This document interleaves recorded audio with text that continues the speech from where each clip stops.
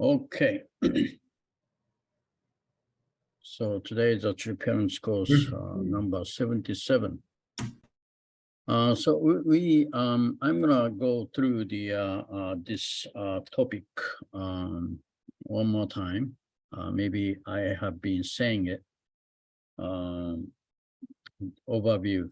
Today we're gonna do some overview of the providence centering on the only begotten son and the only begotten daughter. As you may know, True Mother, True Mother began to speak about this in 2014. Her proclamation of the only begotten daughter was June 2014, and of course that became a pretty big news. And when she came to America in December 2014, it says 2004, that's not true, 2014. So she came to Las Vegas, then in front of the HCLC pastors, then she proclaimed that, she is the only begotten daughter. Then, still True Mother is talking about it. That she said nobody, even our members, could not really digest it. A lot of kind of rejection.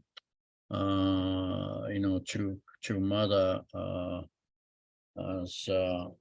she had a hard time basically.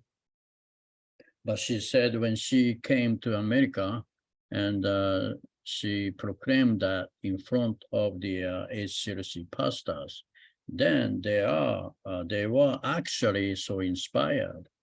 And I don't know everybody, but major people there, like Pastor Barrett or Archbishop Stallings, those people received so well, right? So that became their big story. I mean, True Mother is still talking about it. Okay, so that's the beginning of this journey. Actually, yeah, so it's a lot of stuff began to happen after that. Okay. So there are important reasons why True Mother began to speak about the only begotten daughter. Last week, I don't know, 2 weeks ago, we talked about the concept of understanding God as the heavenly parent, right? So that's, of course, when we study the divine principle, dual characteristics of God, and we know that God has a yin and yang in there, but we really did not understand what is, what is God, or we call God Heavenly Parent, but True Father was already calling God, 하나님 아버지 and 하나님 어머니 in 1951, right? But we never get it until True Mother starts speaking about the only begotten daughter, actually. So then we kind of, I think we went through a little bit, that's in order for God to reveal himself, the feminine part of himself, he needed their only begotten daughter. He needed their True Mother, right? So that's, that kind of thing is happening. So because of this, then we kind of began to grasp God more deeply. Now we kind of understand God as a parent, and I think we are going to understand that more deeply.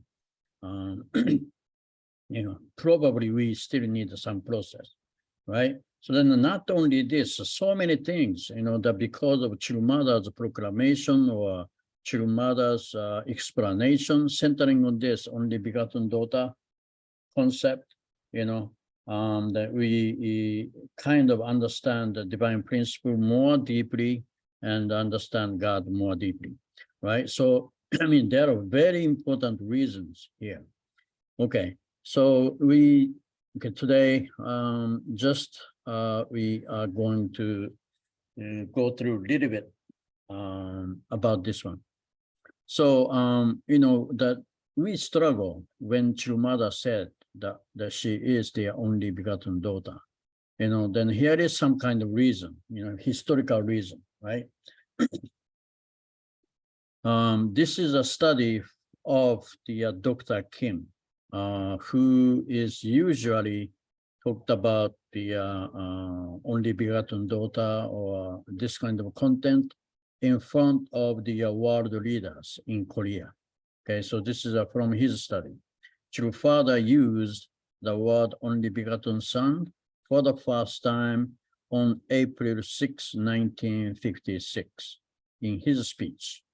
Right? Then since then, he used that terminology 1,500 times by the time he passed to the spiritual world. Right? Maybe he read all their father's speech and counted.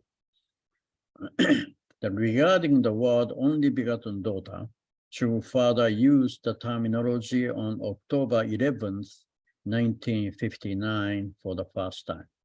Right? So you see, just right before the 1960 Holy Marriage, right? Marriage Supper of the Lamb, that happened in March in the lunar calendar, March 1960, right? So right before that, actually Father began to talk about the only begotten daughter. And so he was saying that only begotten son need to meet the only begotten daughter, so that kind of things. So, however, so he did not really mention about only begotten daughter so many times. So he mentioned that word, right? Only begotten daughter about 180 times before he passed. The only begotten son, he used that terminology 1,500 times, but only begotten daughter, so he just only 180 times, right? So that's why we are not so familiar with this concept. So in the exposition of the divine principle, that only begotten son, this terminology was used 8 times. I think mainly this is referred to the Jesus, only begotten son, but no word only begotten daughter, right? That's why we really did not know about even this terminology, right? That was pretty new. That's why we are so surprised when Chumada began to speak about this one. All right, so now let's go to the meaning of the only begotten son and the only begotten daughter. So that only begotten son, what is the meaning? What does that mean, right? The first son, that is their first son and daughter who fully receives God's love. First one. They are from God's love, God's life, and God's lineage without any relationship with Satan. So, of course, therefore, Adam and Eve should be the only begotten son and the only begotten daughter, right? Then Jesus is the only begotten son. So anyway, we're gonna go through that one later. Okay, so so that's that we're gonna read some kind of Father's word to support this concept. So only begotten son is a man who received God's love for the first time, right? Adam and, think about Adam and Eve, that received God's love for the first time. The only begotten son must meet the only begotten daughter and perfected themselves like unfallen Adam and Eve. So, for their future, this is kind of maybe a little bit in detail, right? But let's see, right? Only begotten son must meet the only begotten daughter, and, they meet each other then, right? And perfected themselves, right? Like unfallen Adam and Eve, right? So we used the word perfection in several different kind of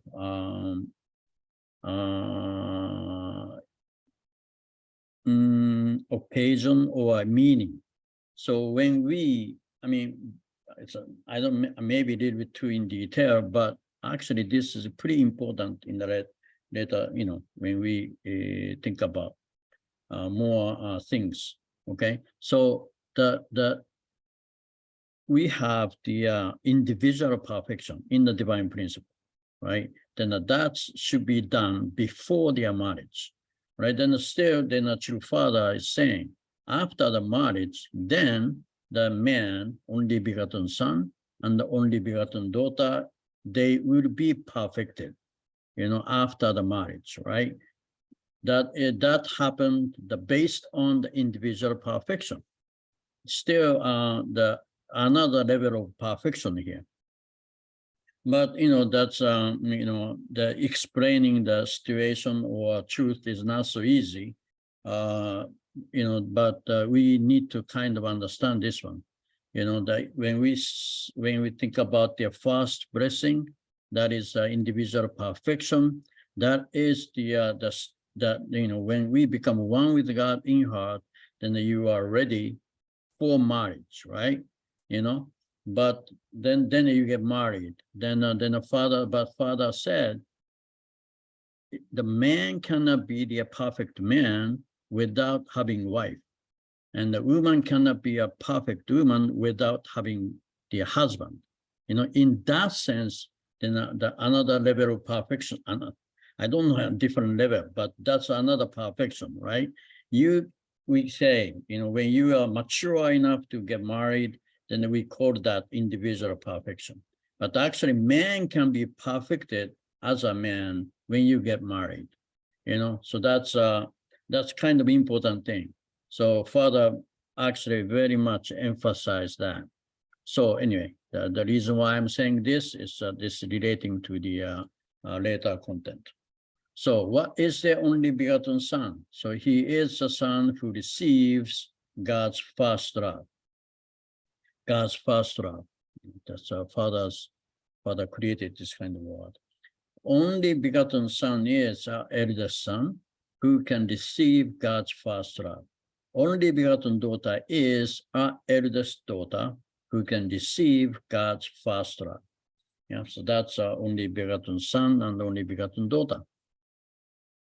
And they are from God's love, life, and lineage without any relationship with Satan. So this is from true Father. The only begotten Son is a person who inherited God's life and God's lineage centered on God's love, right? So that's this is a basic idea, about the only begotten Son and only begotten daughter. So that's why Adam and Eve were created as the only begotten son and the only begotten daughter, So they are created, then they were supposed to go through the growing period and reach the perfection, right? Individual perfection. So that's, that's that.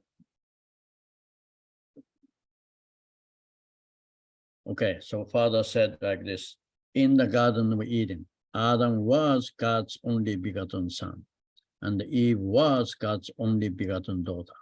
Yeah, so they were supposed to be, that because the born as their only begotten son and daughter, that means like they are supposed to be their only begotten son and daughter, right? That after they go through their growing period. That when they are growing, they are not reaching that human fully. They are not full human beings yet. That means they are not, the complete only begotten son and daughter yet when they are growing, right? But they were created to be their only begotten son and only begotten daughter. They should have grown to maturity. At that point, God would have joined them together. That is, he would have held a beautiful wedding for them. When they had a wedding, then God would be there, right? God joined their the marriage or their unity. So, that was God's plan, you know. So, okay, this is a kind of diagram. Adam and Eve, so this is this kind of the very simple diagram, but this is the God's idea, right? What God wanted to do, right? God created Adam and Eve. They grow up, then become mature Adam and mature Eve, right? So then when they become mature, right, then they understand God. Well, they become one with God, right? That's that when the Father said, when the only begotten Son is the man who received the God full of or complete or full God's love first time, right? God's first love, receive God's love fully. So that's the here when they perfected, first. Of course, Adam is a first, and Eve was a first one. So then the important thing is, so when they become one with God, right? Then that's a God created Adam as the Adam, but the creation was not completed, right? So completion of the creation is here when Adam become perfect and when Eve became perfect. So as we studied in the principle, creation, God's portion of responsibility and our portion of responsibility, human portion. Human portion is grow and become mature, right? That's our responsibility. So God created Adam and Eve. That's God's portion of responsibility. Grow and then grow up and reach their perfection is our responsibility. So then the creation completed, right? Together with God and the human, then we complete their creation. Then when complete the creation, that Adam was created as their only begotten son, we call, then Eve was created, right? So then that means, right, we say, just simply say, like, then that means like we become one with God in heart, but actually when Adam and Eve get married, and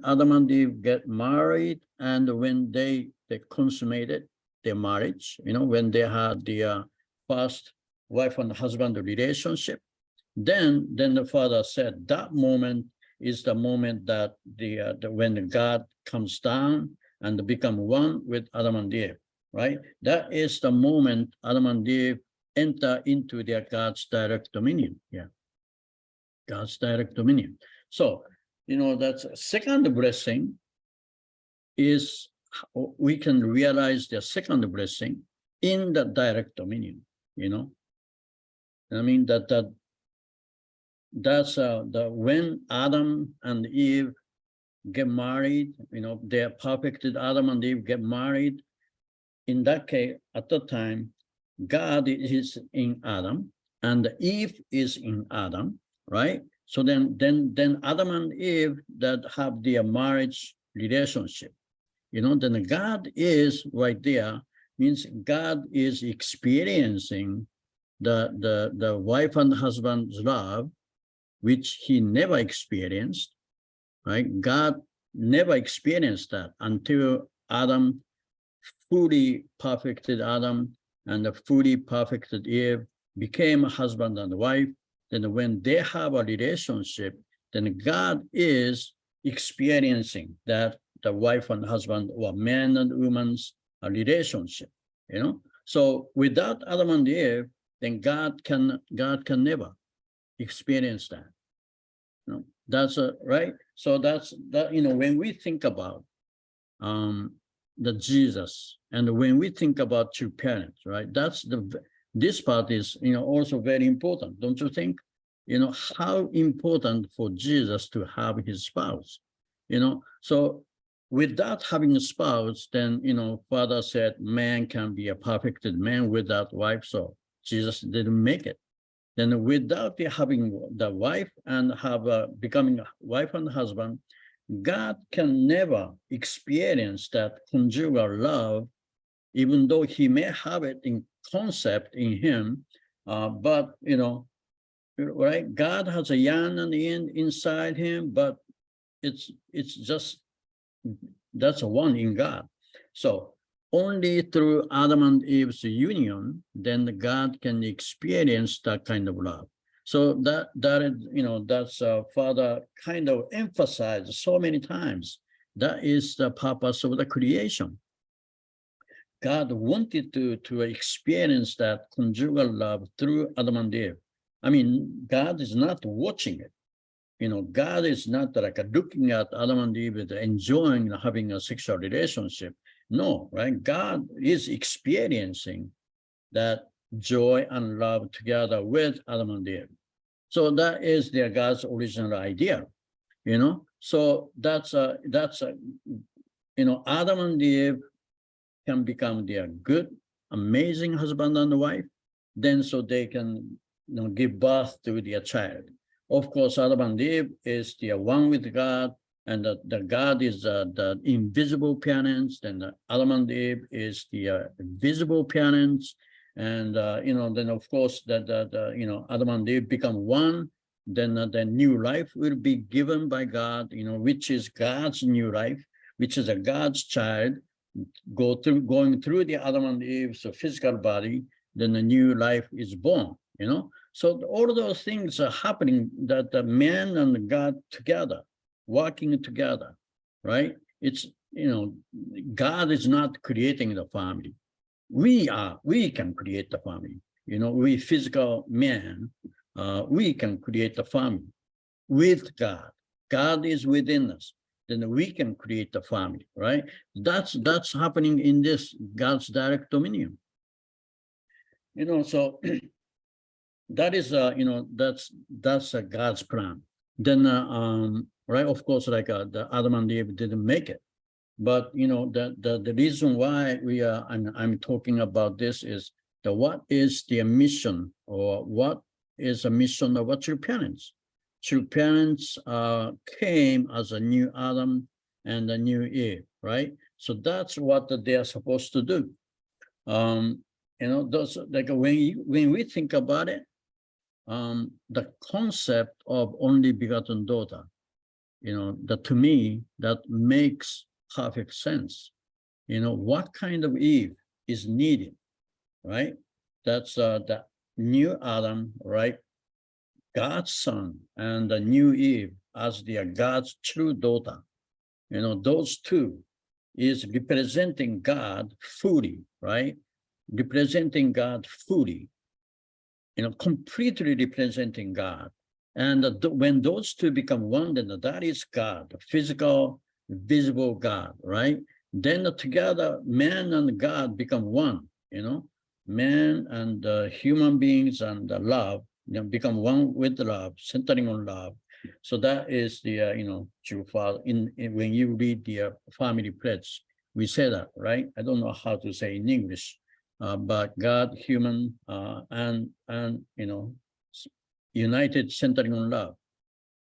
So that's that.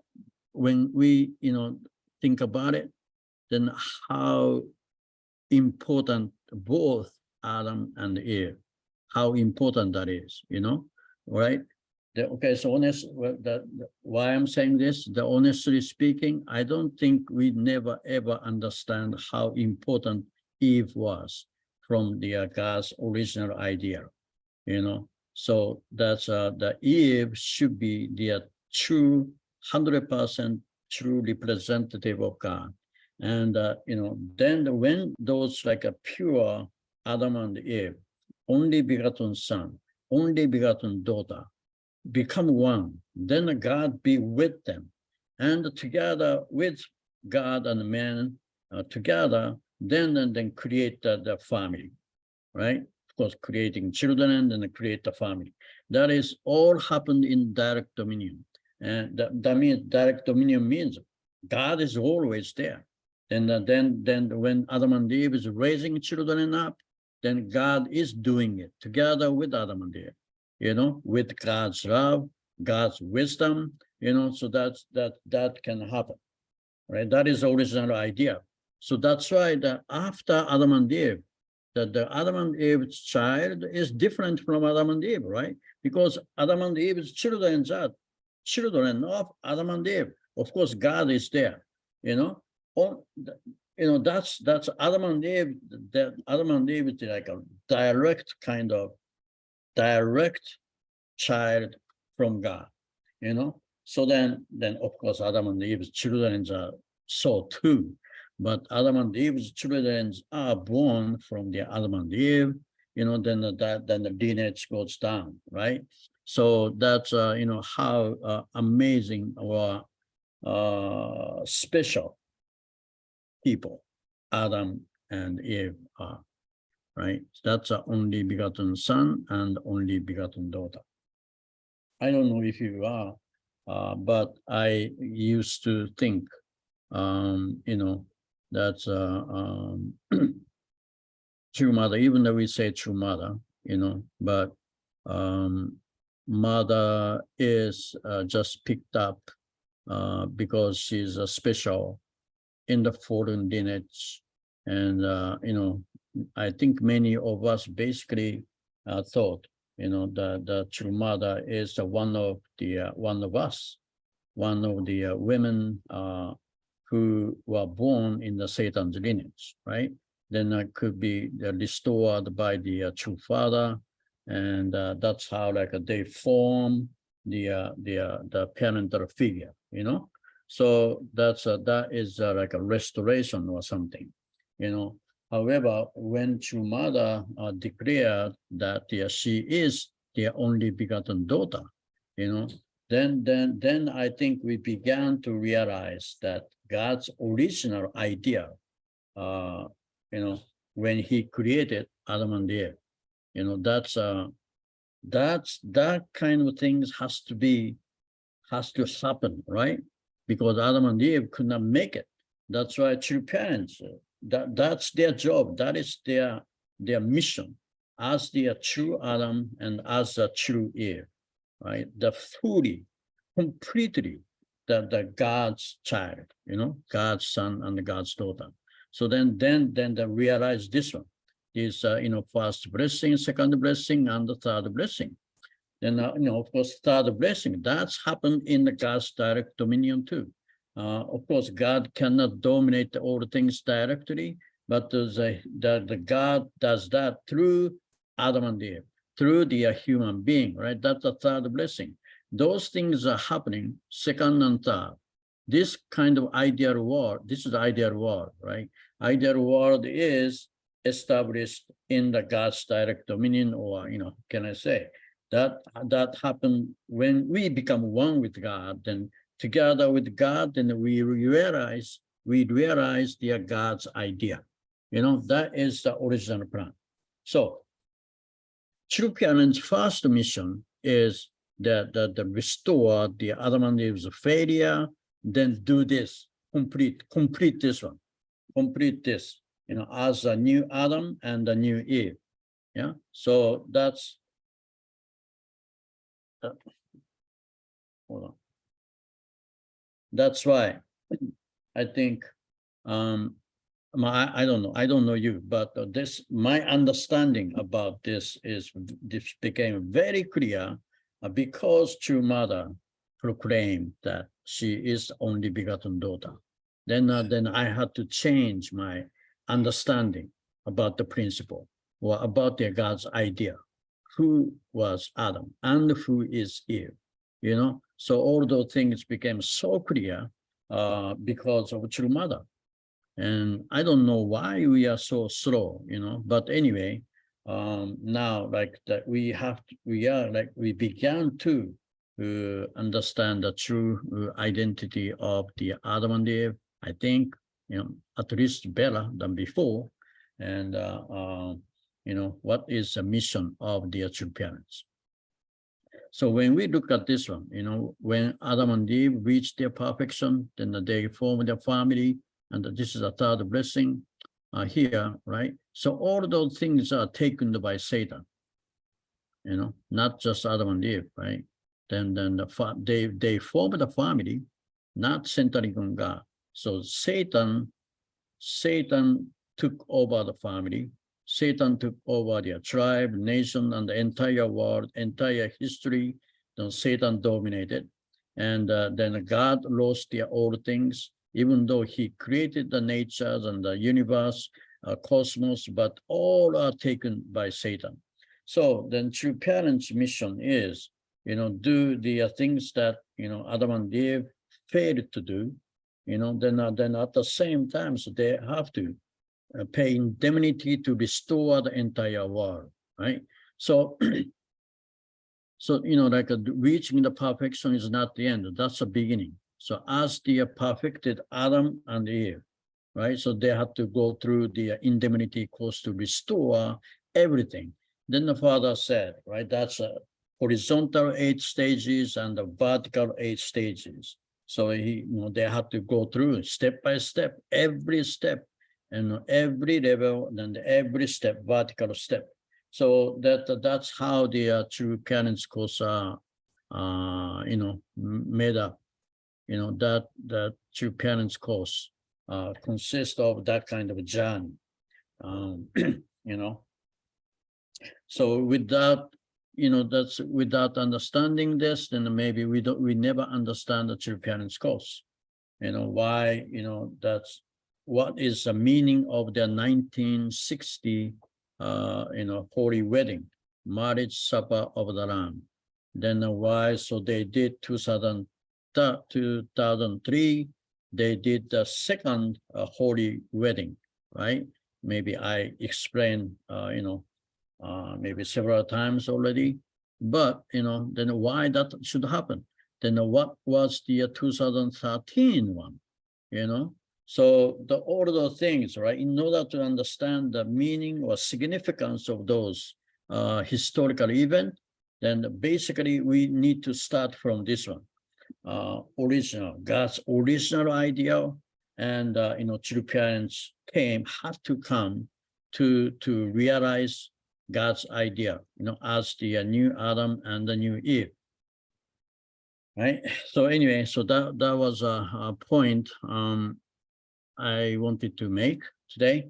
So Adam and Eve fell, so they could not achieve this one. That's why, that's Satan-centered human history started. And then, God had to send Jesus, and God had to send true parents. Now,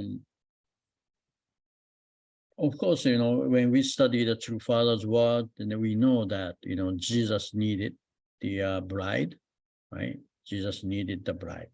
Then actually we know that. Yeah. So, but when we understand this God's original idea, then how desperately needed Jesus' main point, without having their wife, cannot start to realize God's idea. Right? Without having their bride, Jesus' case, without having his wife, he cannot start to build any kind of God's idea. That's how desperate he was to find his bride. That's why when we study the true Father's word, then the Father was talking about it. Then I think, I don't know you, but I never get it. I understand, so because the Messiah is true parents, that's why Jesus needed the wife, So I know that. I knew that. Yeah. But how desperate that is, extremely desperate that is, then Jesus' main pain, or the Jesus sorrow, the core of his sorrow was this one. Without having the bride, he can't realize God's idea. So that's how, so he was desperate. So then when we understand how desperate it is, that God was able to send Jesus, as an only begotten son 2,000 years ago, then at that time, the major issue was he could not have, or he could not find the bride. That's a major issue. Of course, there was the John the Baptist issue, but of course, True Mother is saying, that so many times right now that the Mary did not do a good job, right? Then in what sense? Many sense maybe. They are supposed to protect Jesus, Zachariah's family too. But because Jesus did not have that kind of support, then Jesus was not able to find the bride, right? So that's what the true mother is saying all the time. So how serious that is, then if we know how serious that is, then we understand when true mother said 2000 years Christian history was to find the bride. And actually true father said that too. Just we didn't remember or we did not really pay attention to it. In the, maybe we didn't know. Because Father said very clearly in the original divine principle, the purpose of the Christian history is to find the Jesus bride. That's what he said. That's a major thing, because the major issue 2000 years ago Jesus had was not having his bride, could not find his bride, right? That's why that's why that part has to be solved, So that's why that's all the history after that. Jesus was looking for it, right? Jesus died on the cross, then Jesus went to the spirit world, and Jesus has been working together with the Holy Spirit. That's but holy, he found the spiritual bride, and he has been working, then the guiding the Christian history. But so what's his main issue? So he has to find the bride. Of course, like he cannot come back to the earth. That's why the Lord of second coming, and when the Lord of second coming, true Father came, the major issue, that's all the Christian foundation was what? Was for the bride, right? So true Mother said that, then I think that really makes sense to me when we really understand how important it is, that's so important. That's why major issue Jesus, had 2000 years ago was that one, not having his wife. That's why the entire history of Christianity focused on that part. Of course, that history was to welcome their Lord of second coming, of course, right? But if the Messiah, coming of the Messiah, do not have or do not find the bride, that's no meaning, right? No meaning. So almost no meaning. So that's why that's a focus is there, So anyway, so those kind of things are becoming very clear to me. And of course, like a true mother is saying more things. So you will study more. But I want to, bit by bit study the Father's word and the true mother's word regarding this issue, so that we kind of fully understand true mother's guidance, and not, then not just, receiving it, that we digest it, then that we understand God more clearly. We understand the true parents, then that we understand what does it mean by becoming a true son or true daughter, right? That's really relating to us, that's we can learn a lot.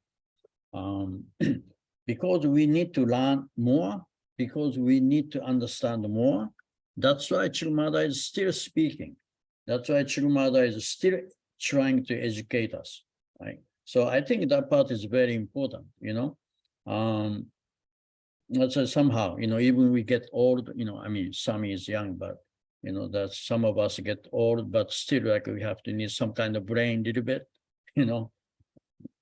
brain and the prayer, then understand God more, Father True Mother said, right, that Christian did not know the essence of Jesus. we knew better than them, maybe, but I think we still need to understand more, than the true parents, essence of true parents and the essence of God.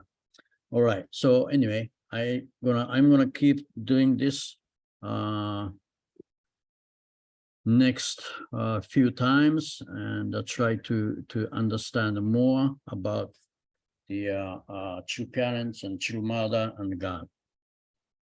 All right. I think that is it today.